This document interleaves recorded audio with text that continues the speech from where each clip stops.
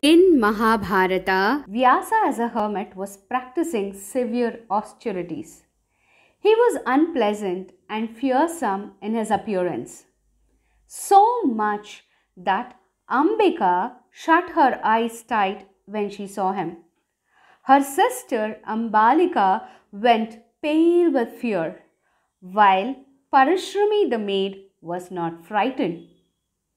Vyasa informed his mother that as a result, the sons they bore would be respectively blind Dhritarashtra, pale Pandu, and wise Vidura. This narration reflects the role of emotions in childbirth. I still remember how my sister Rishi had developed a hole in her heart at birth just because of the emotional trauma and distress my mom underwent during her pregnancy. Since then, I realized that children are the outcome and evidence of different emotions that women experience. No child has been given birth to by a woman's body or mind alone. Navaratri is not only the celebration of goddess Durga, but it is also the celebration of womanhood.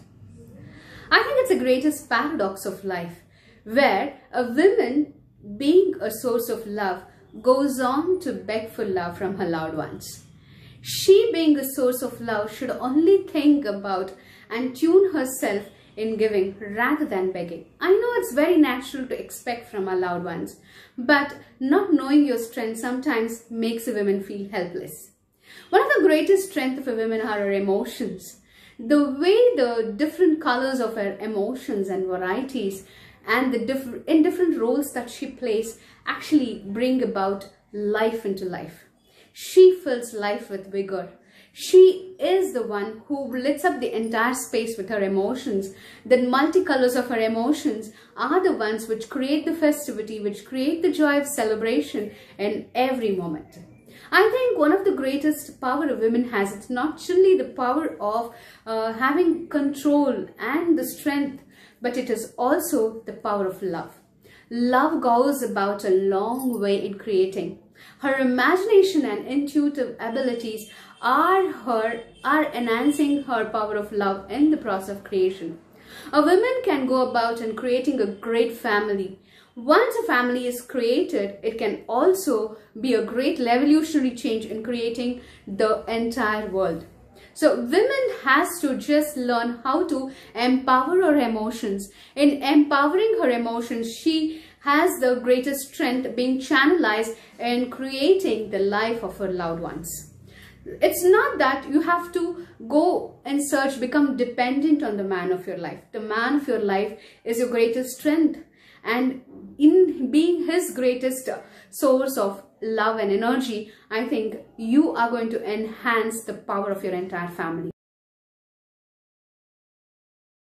This entire story from Mahabharata was used as a metaphor to let you all realize, to let all women realize the importance of emotions. The sage Vyasa was able to identify the role of emotions a woman could, the role of emotions that play a major role in the life of a woman. It's not in the life of a woman, but then it's the life of the entire family. A woman becomes a torchbearer carrying the entire family towards a new world, because she's not only an epitome of love, but she's also an epitome of creativity. She is also a source of great power, because love is all about creation. Creativity happens with the power of love, and love is the greatest power than any other weapon in the world. The greatest magic in the world can happen through the emotions of a woman. If a woman learns to channelize her emotions, she can be a great source of empowerment in the family.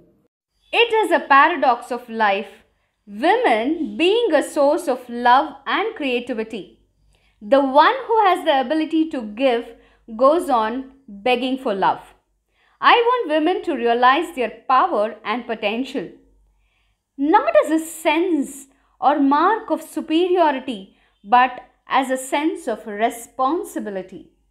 Women epitomizing love, creativity, willpower should realize their self-worth and channelize their emotional energy. I believe women should take up the responsibility of creating the lives of their loved ones with even more vigor and also create beautiful family systems that can revolutionize the entire nation. So my greatest conviction is that women should empower their emotions. Very key here is realizing this power of womanhood, realizing the gift of being a woman. She is not only a powerhouse of great strength, but her emotions can bring about the divine energy filling all the spaces wherever she is present. She has been worshipped as Lord Goddess Shakti because that is the kind of power a woman has. She symbolizes beauty, she symbolizes grace, she is the epitome of abundance and love. If she empowers her emotions, she can be a greatest gift to everyone and everything in her world. She can make a world of difference in the lives of the people whom she touches. This is my request to all the women to realize your power. Instead of going and begging for love and becoming dependent, empower your emotions and lit up the entire space with your magnetic personality, and also magnetize abundance, prosperity, wealth, health, and beautiful relationships, bonding in between each other and creating a whole new world, and go about with the creativity in making of an entirely new world. This is my calling to all the women to realize the goddess of love within you, the power of love within you, and be the greatest source of power.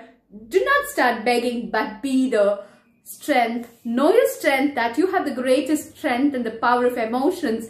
Very important is the power of love. You don't have to go and ask a man to love you, but you can gift him your presence of love, and that can be the greatest strength in the life.